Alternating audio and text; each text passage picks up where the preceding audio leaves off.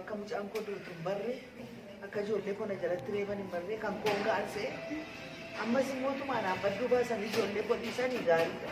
Isaan akka ijoolleen koo arguun qabanii hedduun gaddee jira. Uummanni Oromoo kana dhugaadhumaanii bakkuma jirrutti reebichumti dullaa fi hidhaaf duuti nurraa hafu. Qabeenyaan keenya sila dhume silattu nurraa hafu duuti. Ijoollee keenya nu jalatti ajjeesinaa jenna. Eenyuun ijoollee keenya nu jalatti ajjeesaa jiru kun naannoo abbaa isaa wallaale. Isa kana uummanni Oromoo maaliif akka duunu, maaliif akka ijoolleen keenya dhuman, maaliif akka adda adda nu jiran baruun barbaada. Bareeduma tun du'e natti tolan du'an sodaadhu. Duutoomaa tokko iyyuu miti garuu seenaan nama gaddisiisa. Seenaa akkasii kun dhaga'u kun ilaan hedduun gaddaa.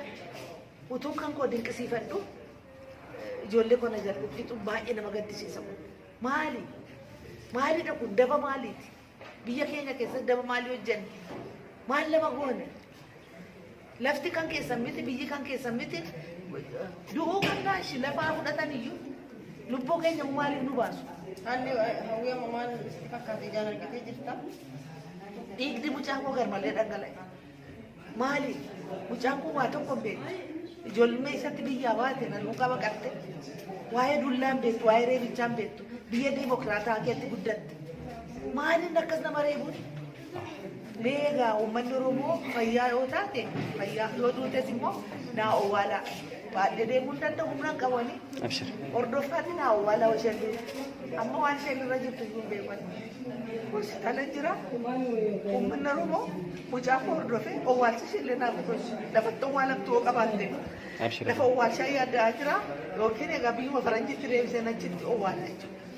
Nama gaddisiisa wanti ta'aa jiru uummanni Oromoo maaliif akka nuuf irratti mugu hin beekan. Maaliif akka mugan hin beekan. Humna dhareen mugaa jira. Hin mugiinaa. Wanti nuti gaafannu bilisummaa dabalee lafa iyyuu miti. Naa galaan jirudha. Maaliif duuna? Waan beeka maaliif duuna?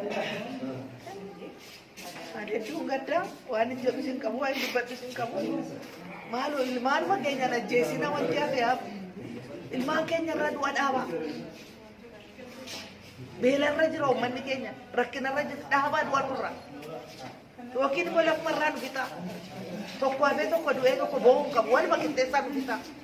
Suma kanan naaf sadaanfadha. Warra nu fixaa jiru hin beeku nama nu fixaa jiru. Naa galaan jiru seerichi. Kanumaan dabarfadha.